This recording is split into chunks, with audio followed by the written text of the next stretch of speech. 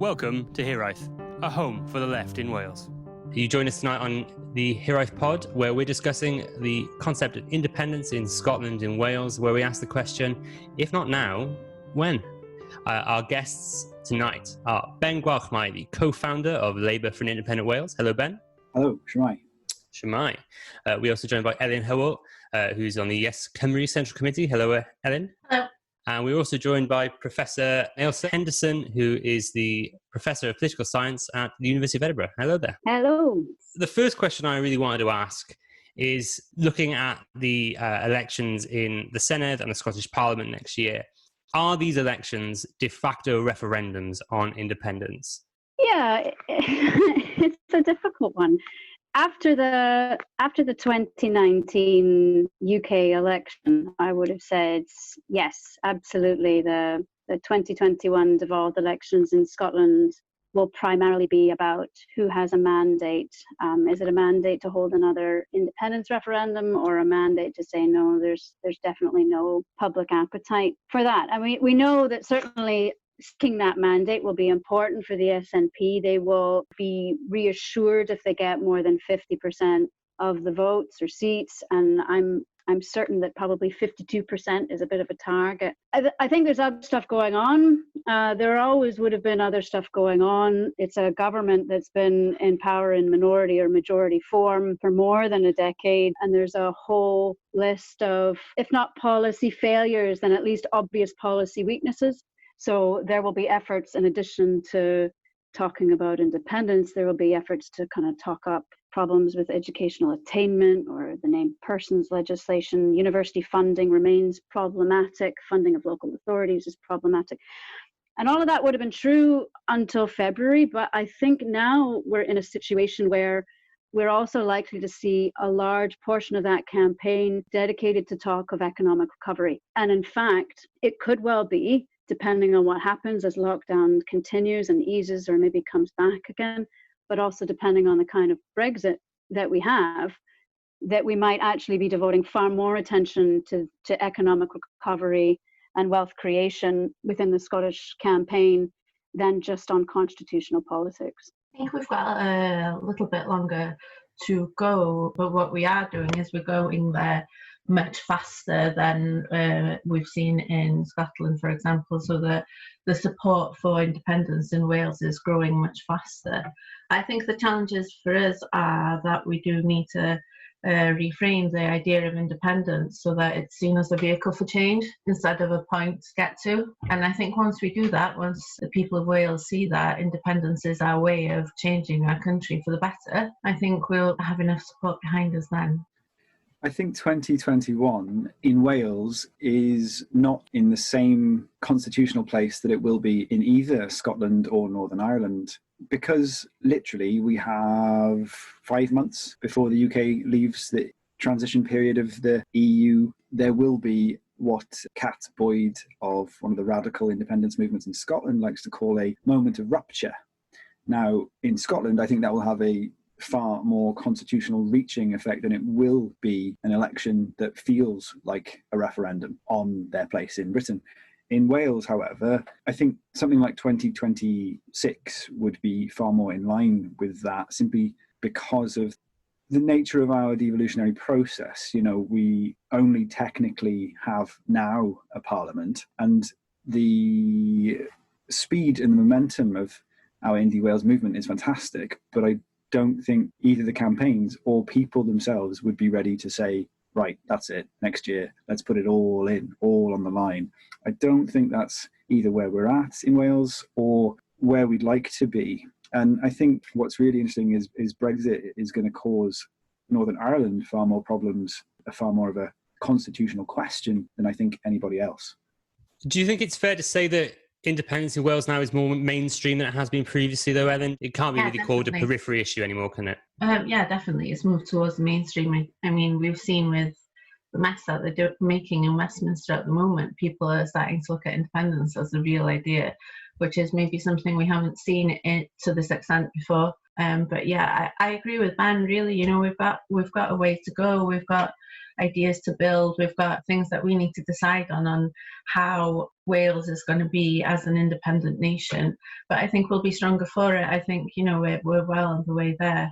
Brexit is definitely, when it actually happens, whichever way it actually does happen, whether it will be the wake-up call that we expect it to be, or whether by then we'll be so tired that every shock is just going over our heads, I'm not sure, to be honest. So I wouldn't place all my bets on Brexit actually providing the final shock that we need. I mean, Ellen's exactly right. Brexit may well be very tiring. I think that we will be looking at Northern Ireland, and having lived in the Republic for a few years, I know that the young people there would love to see a united Ireland, and they will, much as they did in very recent referendums, you know, they will come from far and wide to help. And so what happens there will be a really large part of what's happening to Scotland and Wales as well. And I think one of the great things we can do as members of Yes Cymru is reach out and really help. But I think that constitutionally, we in Wales will have a way to go. But as soon as this stuff starts happening, the momentum will build just as quickly as it has this year on seeing even more of the many hyperbolic terms around how bad Westminster have been. But they've also just been completely arrogant and ignorant and simply unfair in the way that they have not dealt with this year's crises. From up here in Scotland, what strikes me looking down at the debate in Wales is that if you're looking at whether something's made it to the mainstream, there's two different ways to look at it. You can look at where the polling is, or you can look at what it's doing to partisan discourse within the political parties. So on the one hand, you might think Wales is at a different place because support for independence is a little bit lower. Like in some of the polling we've done, we've been asking about support for independence on a 21-point scale that runs from -10, completely opposed, to +10, completely supportive. And if you're looking at those people that are kind of 8, 9, or 10 on that scale, then you're looking at about 13% in Wales. And even if you add up all the positive numbers, you're looking at about just a quarter of the Scottish electorate supportive. So on the one hand, you might think it's in a completely different place from the debate in Scotland. But what's interesting and what's not happening here is that you are getting the debate about independence occurring within more than just one political party. So up here you've got the SNP, a major political party advocating independence, and you've got smaller parties advocating independence. But the other pan-UK parties, Labour, the Conservatives, Lib Dems, have not shown much of a willingness to engage with it and to treat it as anything other than a complete and utter disaster.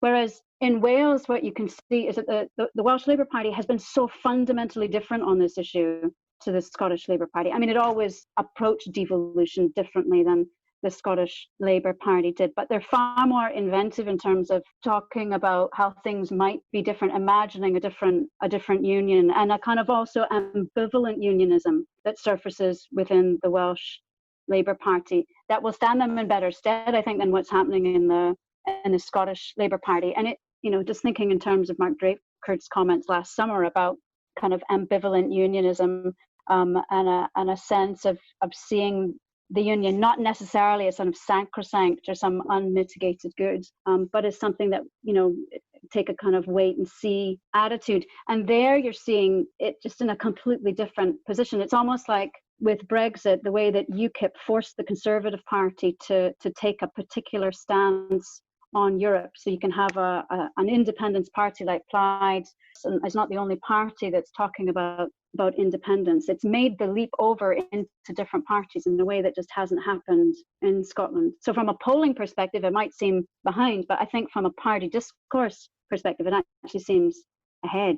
Obviously, there's been an increase in Labour members who support independence in Wales, but do you think it's ever likely that Labour will back independence in Wales?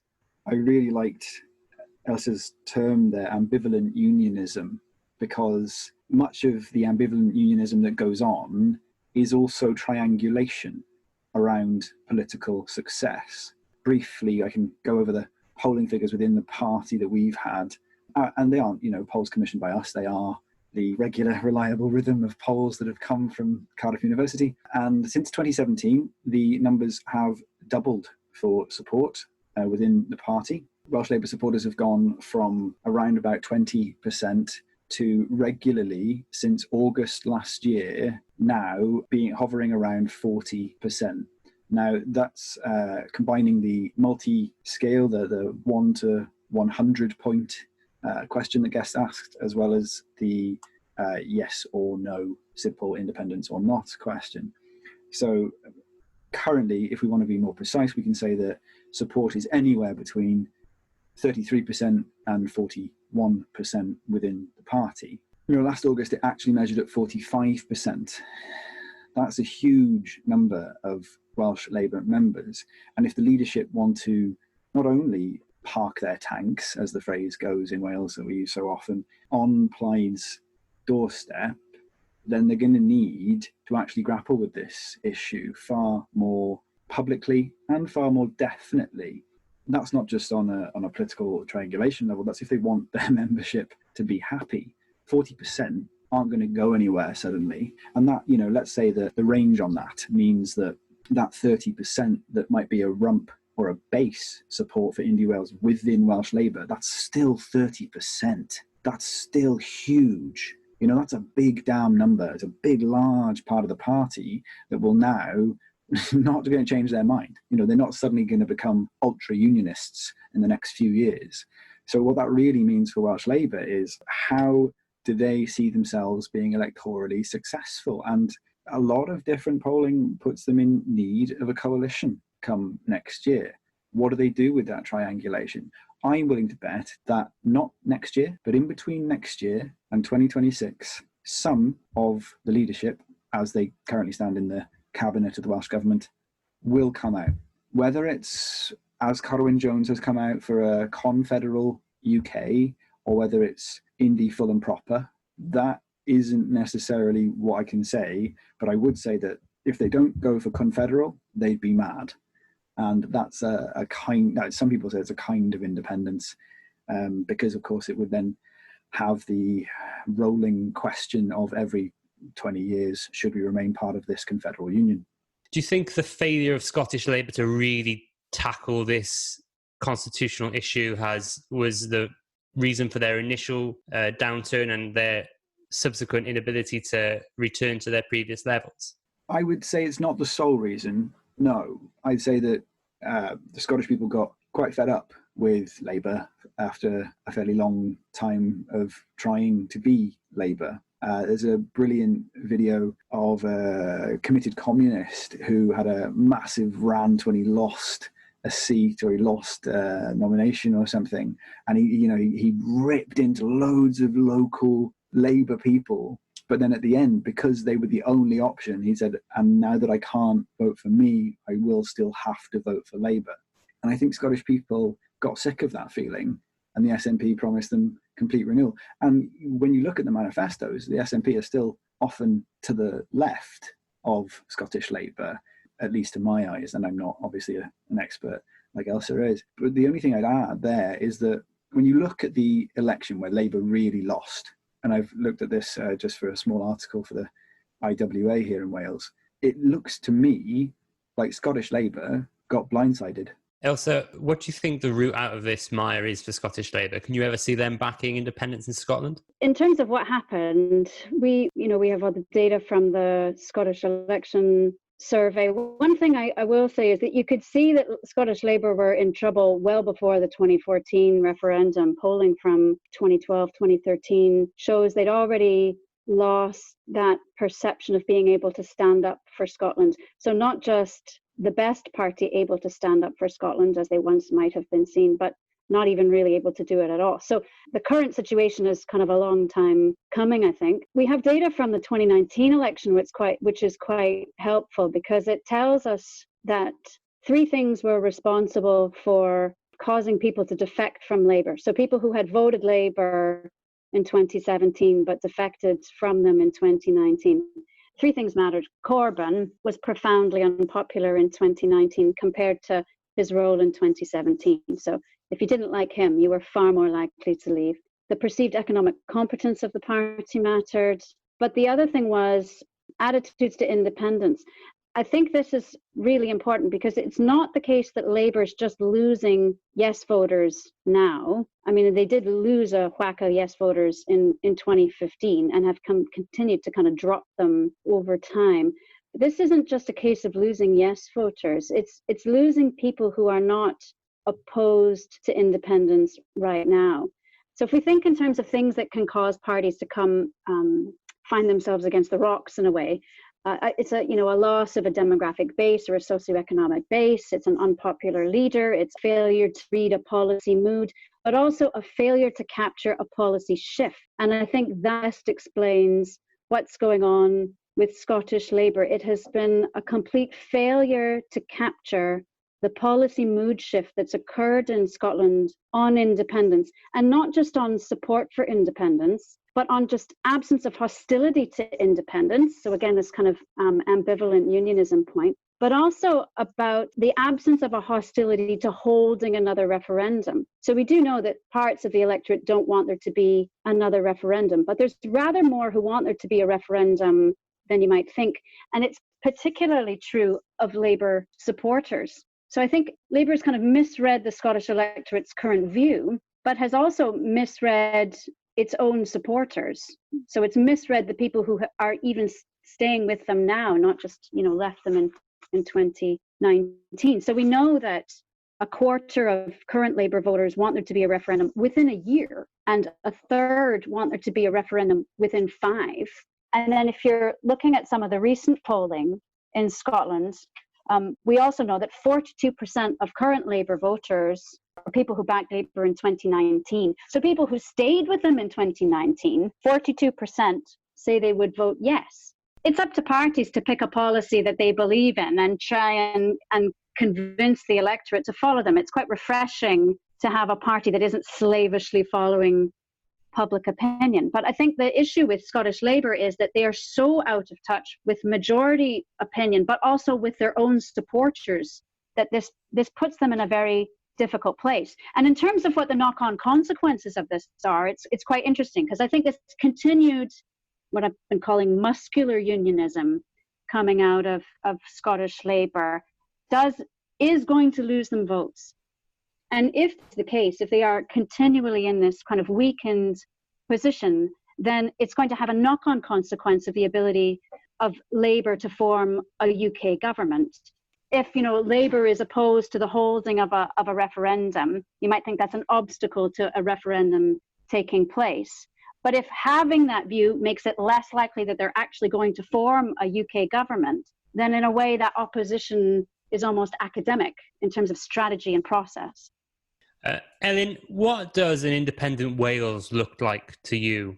Especially, what does a post-independence Britain look like to members of Yes Cymru?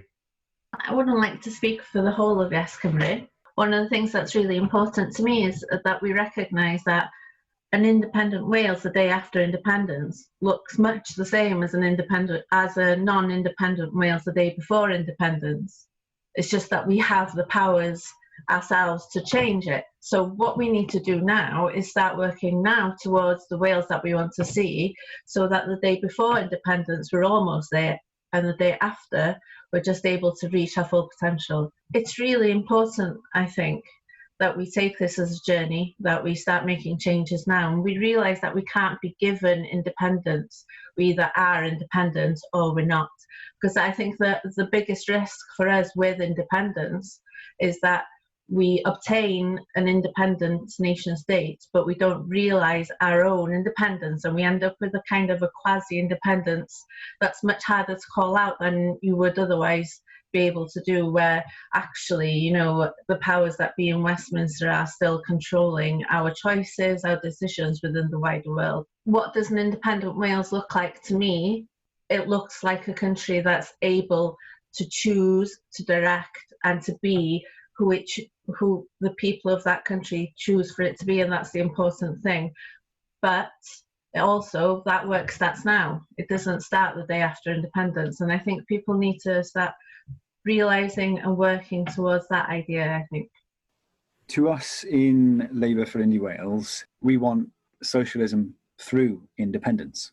You know, these are the things that different groups tend to articulate. For us in Labour for Indie Wales, we want a socialist Wales. For us, so long as Wales is a fairer country, to us that's a nice vision of a future Wales. Do you think socialism is possible within the current UK as it's structured? If we're going to stay with that within the UK, it's difficult for me to see how that can be as effective as it would be with an independent nation. I mean, there's loads of stuff that we can do now that we're not doing that would cause change and work towards that. But I think we can do a lot more than we have been doing. But I think it would be a very difficult job within the whole UK system as it is. Ellen's spot on, except I'd go further. I'd say no, socialism is not possible in the current UK setup. England votes Tory not for economic reasons. I think what we have in Wales that's different from the UK is, though, we have a very strong idea of community. It's not necessarily different from the whole of the UK, but I think what makes it different in Wales is that we're small enough that if we build on this idea of community that we have here, that we can create a voice and we can work within the structure that we have now. One thing I hear a lot in the independence movement and talking about is this idea of we should be more like Finland, we should be more like Ireland. Actually, what we need to do is take a few steps back and think of we should be more like Wales, and what does that mean? And for me, I think the idea that we have such strong communities means that even within any structure, we have a crack in the system there where we can grow a response to our daily lives that is much more socialist than you would get working from the top down. And I think that's where our chance is that we can make this different by working from the bottom up. In a way, that's where we'll get to independence before the referendum, because if we work with our communities, if we work with the people of Wales in creating, and it is really hard work, but if we work in creating this idea of what Wales is, what a Welsh Wales is, and I'm not talking language, I'm talking that we have this idea of who we are, then I think we can create this socialist response regardless of who's in government. In his answer, Ben said that England always votes Tory. Elsa, do you think that's the case? Do you think the English identity has a big impact on people voting Conservative? And also as a side question to that, what from your work do you think English identifying people and British identifying people in England think of the Scottish and Welsh independence campaigns? Yeah, that's an interesting question. Colleagues in Cardiff and Edinburgh have been running the Future of England survey since 2011, and every once in a while when we manage to find extra money, we do parallel polling in Scotland and in Wales. So we have a sense of how identity relates to attitudes to two unions, the domestic union in the UK, but also the external European Union, how identity relates to those two unions across, we know more about across Britain, but we have some polling on Northern Ireland as well. And there's some really interesting patterns. So we know that what we're calling Devo anxiety, so concern about the current constitutional settlement, is linked to Euroscepticism. So the more Eurosceptic you are, the more Devo anxious you are. And we know that both of those relate to English national identity, and so are negatively related with British identity. But what's interesting for us is that British identity aligns with very different attitudes depending on where in Britain you are. So if you're in Scotland or in Wales, British identifiers are more likely to be Eurosceptic, and in England, British identifiers are less likely to be Eurosceptic. So put another way, if you prioritize your Scottish or your Welsh identity, you're more likely to have a positive view of the EU. But if you prioritize your English identity in England, you're more likely to have a negative view of the EU. But you can tell I'm speaking faster because I'm getting excited. But if you're looking at constitutional attitudes domestically, then actually we find that territorial identities work in the same way. So if you prioritize your Scottish identity or your Welsh identity or your English identity, you are more likely to say that there's something not quite right about the union at the moment, and you're more likely to either support independence or be what we would call a form of kind of ambivalent unionist. So we have a range of questions. We have that -10 to +10 question. We have questions about independence that just say yes, no. Do you want independence for your bit? Do you want independence for the other bits? What do you think? But we also recently asked a question that made people choose between, do you want independence for your bit? No, it's a priority to keep everything as it is, so a kind of status quo option. But we also had an option that said, well, you don't necessarily want independence for your bit, but you're perfectly happy if one or more of the other bits go their own way. And we find that the figures for that response, that kind of ambivalent unionist response, those figures are really high in England.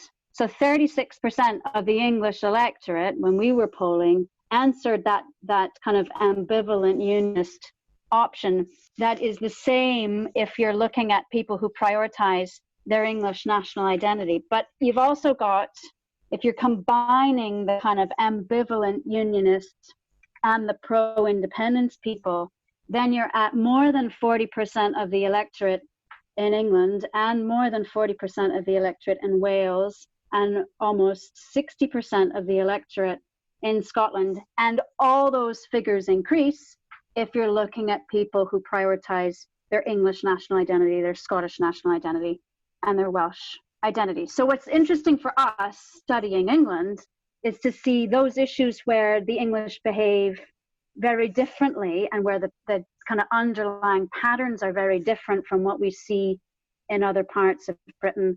And those themes or concepts where the English electorate behaves very much like the electorate in Scotland and in Wales. Ellen and Ben, Ellen first. What do you see as the next steps that the Welsh independence movement has to take in order to progress its cause?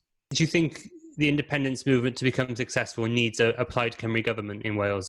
The first question, I'd say that the next thing the independence movement needs to do is look at how do they bring in a broader base of Welsh voters. What is it in people's lives that is affected and would be better with independence, and how do we pass that message on to them? To the question, do I think we need a Plaid Cymru government in Cardiff? That would depend on the other parties and whether or not they choose to support independence. At the end of the day, there's going to be a point, especially with a government like the one we have in Westminster at the moment, where to support the union would be supporting something that would damage the people of Wales. I mean, it's happening already. Could have happened more so during COVID. Luckily, our government has been able to create some different choices which have protected us. There's no going against that. The Labour government have made choices that have protected the people of Wales. That has been harder, we've been on lockdown longer, but it has protected us. And there will be a point in the future where they have to make choices like that again, more and more so. And should they go with the union, then they're going to be making choices that hurt the people of Wales, and they'll have to explain why. Why would you choose England over Wales if you are the Welsh government? Could it happen with Plaid Cymru government? I don't know. Without Plaid Cymru government, I don't know. Only if the other parties would be willing to change, which they should. I mean, I would say that, but they should. I think Ellen's raised some really good points, and I think one of the ways that we do get to any kind of indie Wales relates to what she said before around a Welsh Wales being developed through grassroots movements. Now, in my local branch, we do regular litter picks, and every time we do one, more people come along. And even if we're just walking by people, they ask us, what are you doing and who are you? And we're wearing our Yes Cymru t-shirts and whatnot. And they go, oh, good on you. And then they just carry on for a pint or whatever. But the more we do those sorts of on the ground things, the more it grows. And I think articulation of what it looks like can come from both that and also a proper sgwrs cenedlaethol, a proper national conversation of what Wales wants. And that doesn't have to be necessarily led by a government or a party, but it could be. And I think another step to get us closer is actually having the proper conversation, having it out, if you will, within Welsh Labour. Properly having it out at some point. Now, I think it's probably too close to 2021 to really kind of invite the party to start any kind of big conversation at the minute. But I do think come 2022 late or 2023, Welsh Labour has to have the conversation, and they have to have it in a big way. And, you know, as Labour Friendly Wales, we're ready for it. But beyond that, whether it's a coalition government or a Plaid Cymru government, I do think that, for example, if there is a coalition government next year and Plaid and Labour come to some sort of agreement and Plaid says, look, you know, we want X, Y, Z and we have to plan for a referendum, I think the campaign itself, much like it did in Scotland, will see a greater involvement in our democracy. Is there anything that Yes Cymru can learn from Yes Scotland, or the broader independence movements learn from each other? There's a lot we can learn from each other. It's always good to have those conversations, and, you know, as with everything, together we're stronger, and it's good to learn from each other. But what we have to remember is that we are different, and if we are to create a successful movement in Wales, it has to be a Welsh one. It has to come from the people of Wales, and it has to respond to them. So we can't just duplicate, without a doubt, without a shadow, without our relationship with the other nations, with the United Kingdom, an equal relationship. It is so important. Elsa?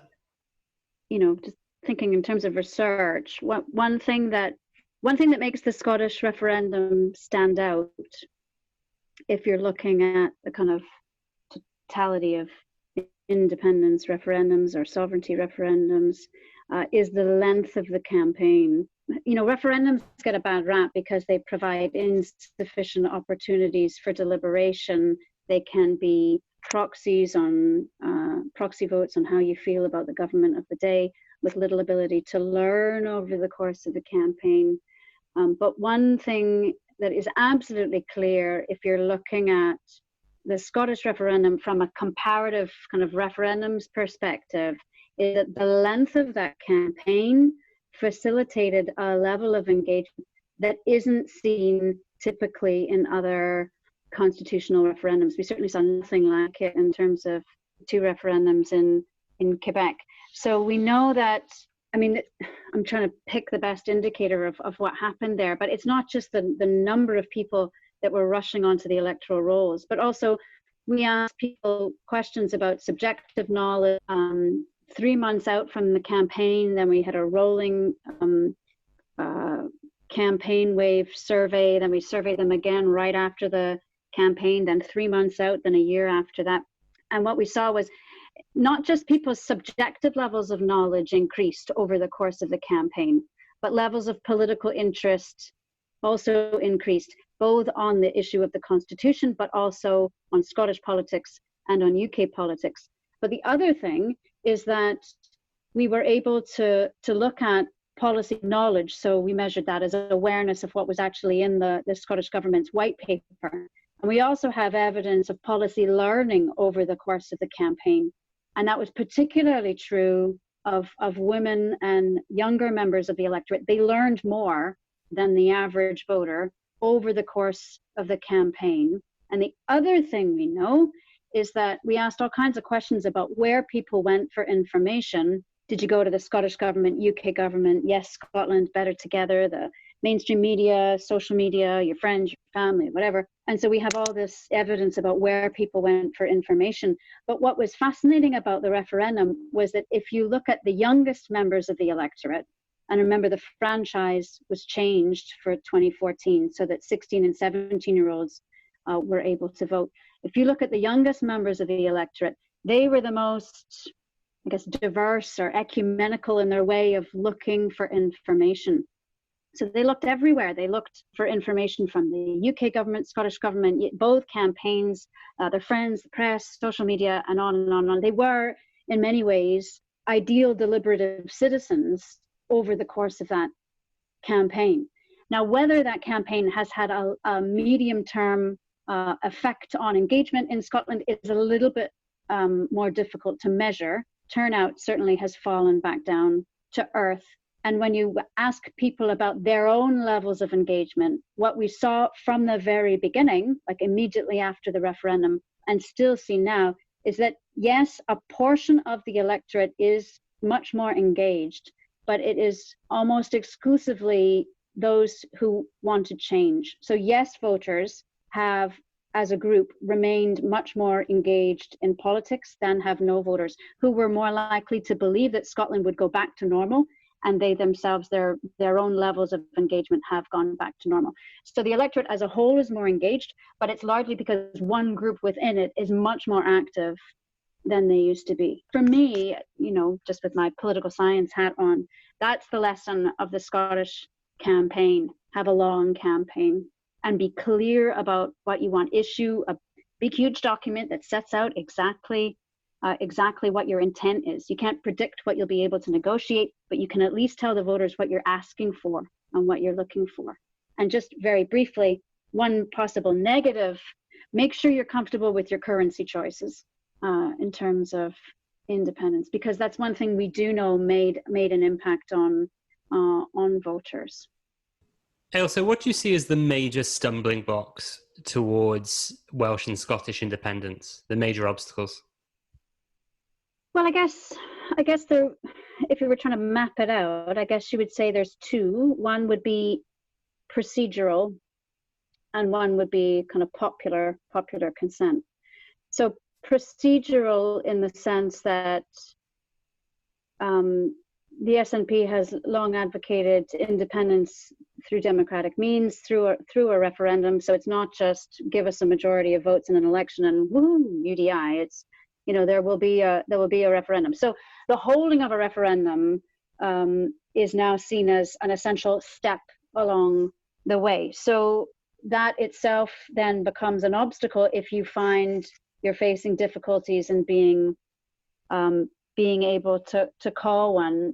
You know, I talked earlier about Scottish Labour's hostility to holding one, and the UK Labour is much more kind of muscular unionism coming out. Much more so than when Corbyn was leader. I think that's one area where Corbyn read the Scottish electorate and Scottish position fairly well, actually.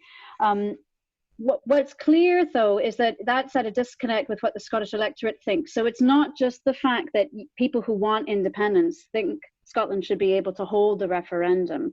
There's clear majority support in Scotland, 55% support, for the ability of the Scottish government to call a referendum if it wants one, versus a third who say that the UK should have the authority to let one happen, and the rest are don't know. But what we also know from recent polling is that of those who say the UK government should have the authority to hold one, it's because they themselves don't want a referendum. So 2/3 say it's because I don't want one that I think the UK should have authority over it. So it's not, I think the UK should have authority because that's where power lies, or that's how what the lines of legislative competence are. It's, I think the UK government should have authority because the UK government will block it, which is a very different kind of thing. Even if you're leaving aside the issue of being able to hold one, there's the complication of timing. So the SNP is under pressure from its own supporters to hold it sooner rather than later. But you know, I think they want to try and take the electorate with them. And if that's the case, then the electorate as a whole is a bit more cautious on timing. And that bleeds into away from kind of procedural points and more kind of popular support. So in Quebec, they used to talk about the winning conditions. So after that close loss in 1995, the Parti Québécois said, look, we're not going to hold another referendum unless we have these winning conditions. And there's no point in calling one if we don't have them. And it's a clear lead in the polls, favorable economic conditions, and a popular leader. And in Scotland, they've got a popular leader. They have a lead. I would not say it would qualify as a clear lead. It's still, most polls, it's within margin of error of 50-50. But I think one thing those winning conditions miss out is also you need a clear plan. You need the specifics nailed down, because as we saw in the campaign, a lack of specifics or a lack of clarity, particularly around currency, mattered. And it also plays into what we know is an underlying kind of feature of referendum voting, which is the importance of uncertainty and risk. The fewer the details you have written down, the more uncertainty and risk are likely to play a role. So there's two obstacles. One is the holding of a referendum. One is getting the authority to call one, or getting an agreement on calling one. One is satisfying your own supporters about the timing of that. And then one is, the last tiny little obstacle is then winning the referendum. So the obstacles I see, alongside many that Ailsa mentioned, are specifically in Wales, stagnation in leadership. There's a promise being made within Welsh Labour in 2018 that the current First Minister would only serve 5 years. If that promise is broken, or if there is some form of, as has been suggested, rolling First Ministership, possibly between parties or possibly between peoples, then there could be stagnation and there could be massive indecision, which could be a huge problem, not just for the indie movement, but for Wales itself and the Welsh government. Brexit, and this is the final point, does possibly cause one of the greatest clearances of Welsh life alongside the destruction of the valleys under Thatcher. It could well cause the emptying out of small hill farms, especially up here and further northwest. And that's down to the agricultural bill that is currently going through the House of Lords in Westminster. If people are forced to leave their communities and big farming corps, big agro, buy up that land, then many of those communities will be decimated in the literal sense. 1 in 10 people surviving there as the people from there. And that could be a huge problem. I really do see that as a concern. I think Van makes a really good point there about the agricultural bill and the importance that we recognise the impact that could have on communities in Wales, the negative impact. And it goes to show how important it is that the Welsh Government now, the Assembly now, shows that there's a purpose to the Senedd, that there's a purpose to the devolution that we have now. They're able to stand up and protect our people and our communities. And I think the agricultural bill is the best place to start, because it is a massive, massive issue. More than anything else, I think what the independence movement needs to do for the people of Wales is give them confidence.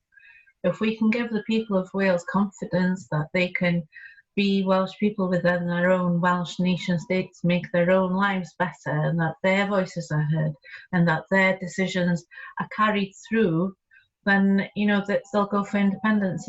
But to start with, devolution needs to be shown to be working. It needs to be shown to be strong enough to protect us, and for them to be fighting way above their weight to protect their communities, to protect their people.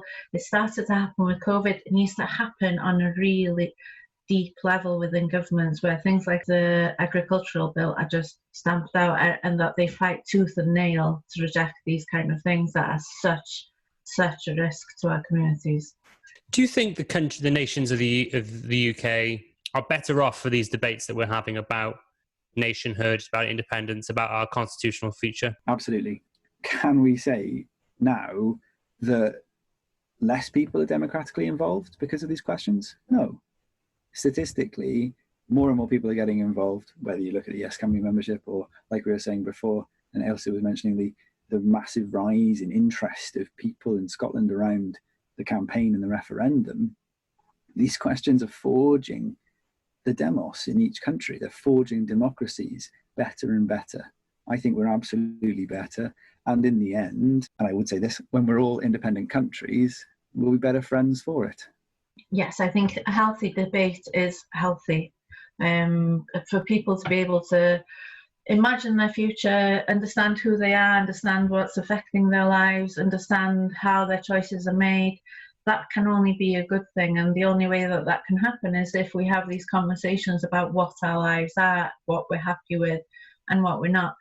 Yeah, I mean, I think it's absolutely valuable to have a conversation about what the state is for, what the state should look like, what your kind of first principles are about the state, what's the appropriate territorial scale at which to deliver certain kinds of policy. I think it's good to have that conversation. One thing I would say is that it's also good to stop having the conversation. So, I mean, it does feel a little bit in Scotland as however I mean, this is my bread and butter stuff. This is what I do. I study people's attitudes towards constitutional politics. Obviously, I think it's important, and if we keep talking about it, it keeps me out of trouble. But I mean, even from that position of being predisposed to find it interesting, I do feel at times in Scotland, and this was also true. I was in Canada, where I'm from, in the 1990s. There is a point at which you do think, okay, right, let's just park it for a little bit once you feel you found some sort of resolution. I don't think we're at that resolution stage, but there's an awful lot that's not being talked about for having this other constitutional discussion. So I do think it's incredibly valuable to have it, but I don't think it's important to have it for the sake of having the endless discussion. I think it's useful if we're getting somewhere in terms of outlining what everyone's preferences are and then kind of moving on and talking about other things. So in one of its many commissions on the Constitution a while ago in Canada, they had the Spicer Commission, and in my office there's a giant red button that people would wear if they were interested in constitutional politics, which sounds tragic, and it was a picture of a train, and it was the constitutional train is coming. And I do think it's exciting that the constitutional train is coming and it's on the move.